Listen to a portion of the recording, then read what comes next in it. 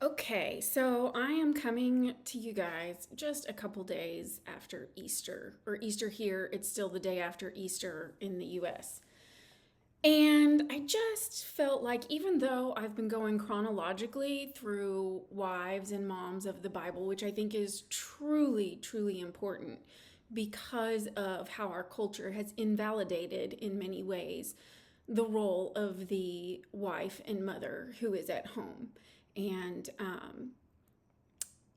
just just how I think that is a disservice because God has over and over used examples of wives and mothers and a picture of their role in his redemptive process, that I think when we as Christians embrace that cultural viewpoint is just a disservice. It's not great. And there are times when God calls women to other things, and that is between a woman and her husband and God. And I don't ever think that there should just be a traditional role for women, because I think God is all powerful and redeeming, and he will do great things through whoever he leads forward in obedience. So, all that being said, Easter this year, I went to this sunrise service, and I'm hearing this very familiar story about the resurrection, and I am just overjoyed,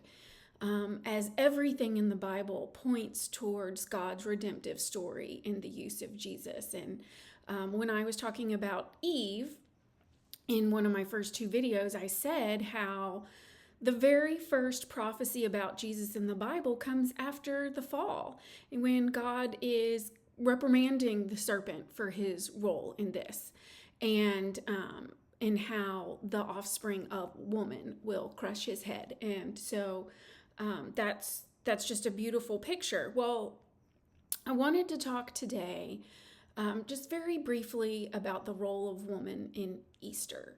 And when we see the New Testament portrayal of the resurrection, each gospel lists different women. Some talk about Mary, the mother of James, some talk about Salome, some talk about another Mary, but every single gospel identifies Mary Magdalene as being in this group of women. We don't know exactly how many women. We don't know exactly which women, other than we know Mary Magdalene is listed in every gospel as being there, as being the first to recognize that Jesus was gone. And that the angels, when they spoke to the women, Mary Magdalene, she's there. Now, what is interesting about Mary Magdalene? There are different accounts of her, different ways of portraying her. Some people portray her as a prostitute. That is just an assumption and a leap based on other talks in the Bible where they don't identify this prostitute woman, and people go, oh, it must be Mary Magdalene. That is most likely not the case. It never identifies her as a prostitute or an immoral woman. In fact, she is often listed as a disciple of Jesus. So not just a follower. There's lots of people who followed Jesus.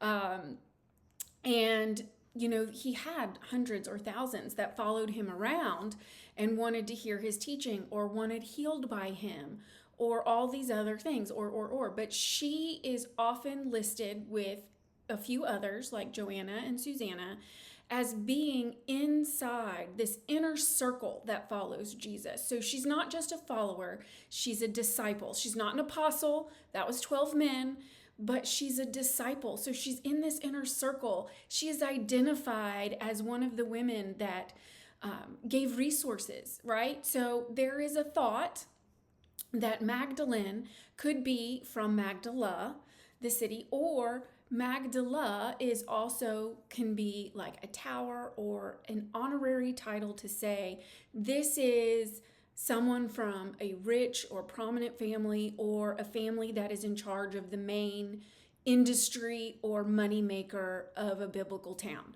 So it could just be that she is Mary from Magdala, but the fact that she has left everything and is following Jesus and probably has something to do with resources that are keeping this group going would insinuate that this is a title, this Magdalene is a title, that she is from a prominent family in Magdala or where she's from. So there's a good indication. And one of the reasons that this is very interesting is because it kind of goes to show, like, a lot of people think, oh, well, sure, if you're rich, these things don't bother you. They don't affect you.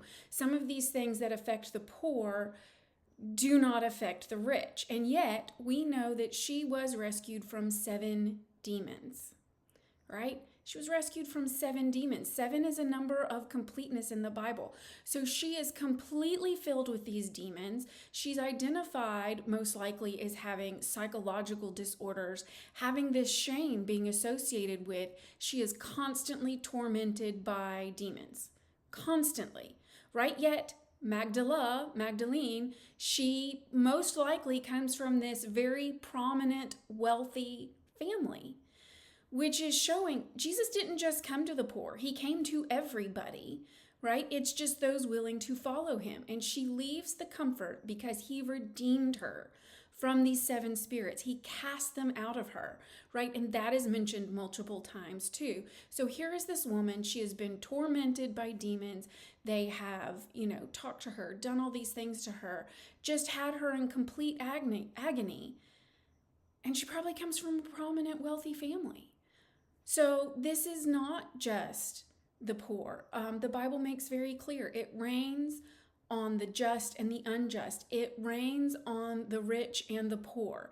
And so I think this is also an important clarification to make. And if we're honest, all of us are poor in spirit. There is no way we can achieve this perfectness without God and Jesus, right? So we are all poor in spirit, and we need to understand that and come humbly to God, no matter our social status. And she probably represents someone of high social status that relied on Jesus. And that is such a beautiful picture. So she is listed in every single gospel as a disciple, as a follower, as one of the first to be there and see that he is risen. Now, why is this important? One is women would not have been considered a reliable witness. So the fact that women witnessed it first and then they're sent to run to the apostles and the disciples and say, he's risen from the dead, that is massive. That is absolutely massive. But I don't want you to miss here. I don't want you to miss here such a perfect parallel picture where God brings things full circle here. Okay? I mentioned Eve.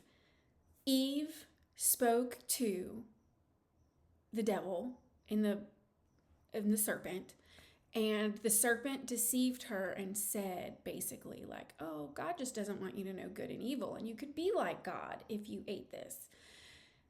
And so a demon essentially led Eve astray. So the first person to sin was a woman. And through the torment, basically, or listening to a demon. And now we come full circle to the fruition of God's promise that was given way back there in Genesis. And here we are in the Gospels, and a woman who was redeemed from the torment of multiple demons being in her. And Jesus cast them out. She's the one that they say over and over, she watched them take down his body. She watched Joseph put him in the tomb. So she was brave enough out of many others to go and follow and see where he was buried. And she was one of the first to come and say, okay, after the Sabbath, I am going to go prepare this body and touch this body because I love this man so much. And he redeemed me and rescued me. And now I'm going to go. And she arrives, and the tomb is open, and his body is gone. And the angels tell them, right, why are you looking for him here? He's alive. But in the Gospel of John, right, Gospel of John So we've got Matthew, Mark, Luke, and John, right? So in the Gospel of John, when they're talking about this, she turns from the tomb, and there is Jesus speaking to her. And she doesn't recognize him. She thinks he's the gardener. And she was like, can you just tell me where you've taken him? I won't turn you into anybody, but I just want to know. I need to see him. And he says, Mary. And she says, Rabboni, teacher. And throws herself out. Like, she knows immediately when he says her name. And she recognizes he is alive. He is resurrected. And she is the very first one that he appears to and that he speaks to. So just like we have the first woman put all of mankind into sin, Jesus takes this woman that he has redeemed, that he has freed from the torment and the voices of demons. And she is the very first one that knows about the resurrection. What a beautiful, beautiful parallel thing where a woman is the first to bring sin, but a woman is the first to see the fruition of the promise of the resurrection talked about over and over and over in the scriptures in the Old Testament. She's it. She's the first one. And by the culture of the time, it should not have been. It should have been a man that somebody would believe. And yet, God brings things perfectly full circle where the promise is fulfilled to a woman that was tormented by demons and was redeemed from that. First woman takes the word of demons, throws the world into sin and chaos. The first person to see the fruition of God's plan in redemption is a woman who was tormented by demons but was rescued by God from that.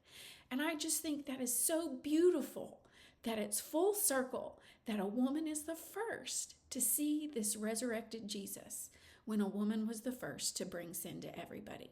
So just hang on to that picture and know that God wants to use you to bring some beautiful picture of his purpose.